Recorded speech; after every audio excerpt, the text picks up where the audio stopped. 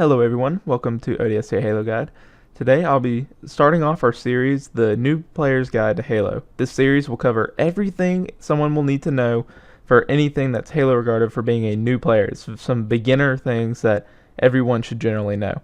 So the first thing I'm going to tell everyone to do is, if you do not use jetpack, switch to bumper jumper. If you do use jetpack ability, then stay at where you are, just stay on default. But if you do not use jetpack, then swap to bumper jumper, because it allows you to jump, aim, and shoot all at the same time.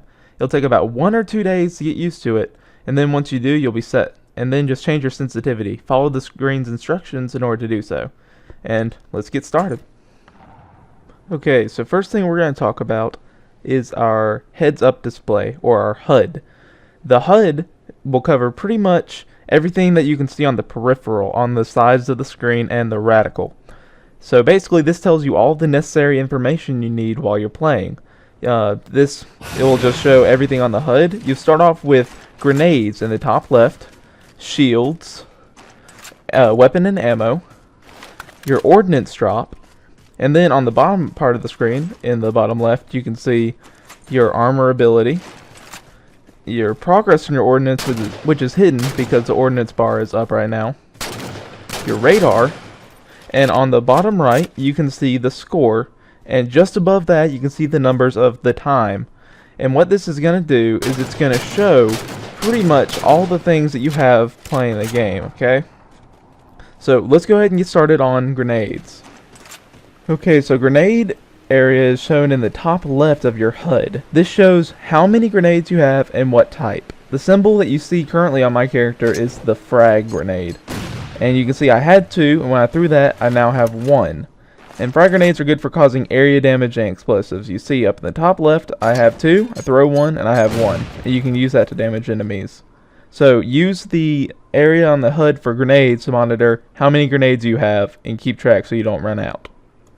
Next is shields that you can see at the very top. That is that blue bar. And basically, when you get shot, it depletes. And when you have no more shield left, you're in danger of dying. So you want to make sure your shields are full and charged.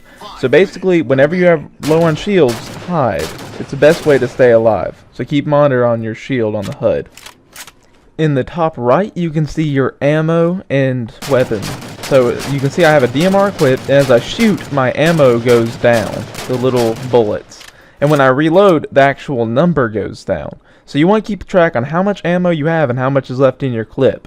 Because you don't want to be caught in the middle of a fight without a full clip of ammo. And you do not want to be caught out in the middle of the battlefield without having some kind of resupply for ammo. Next is your ordnance drop. When you get enough points for an ordnance drop, you can choose between 3 items.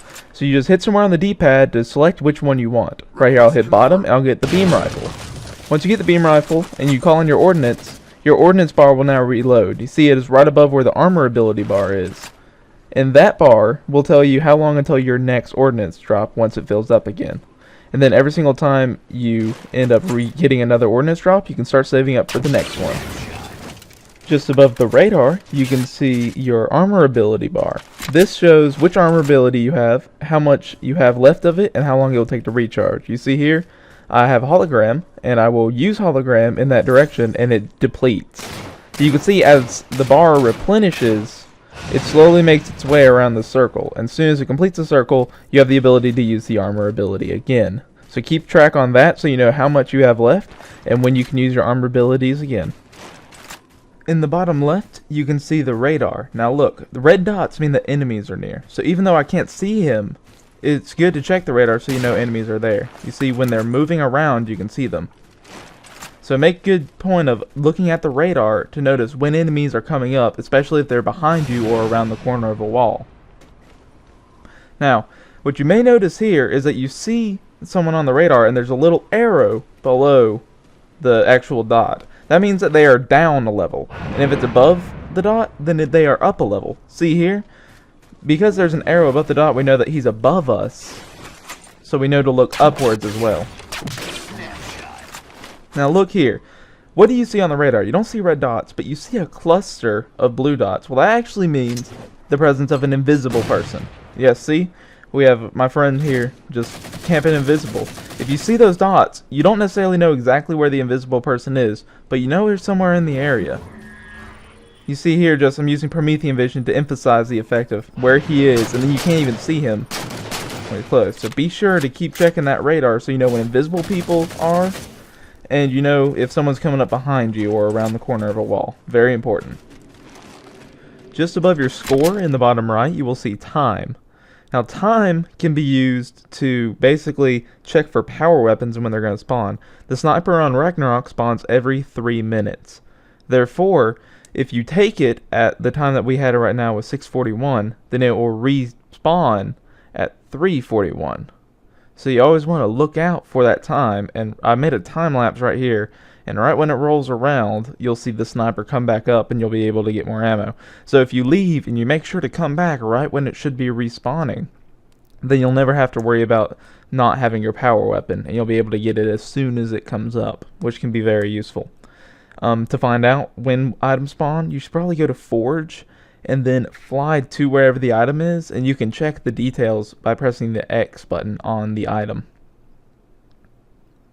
Alrighty, so it should be respawning quite soon. The time lapse is almost up.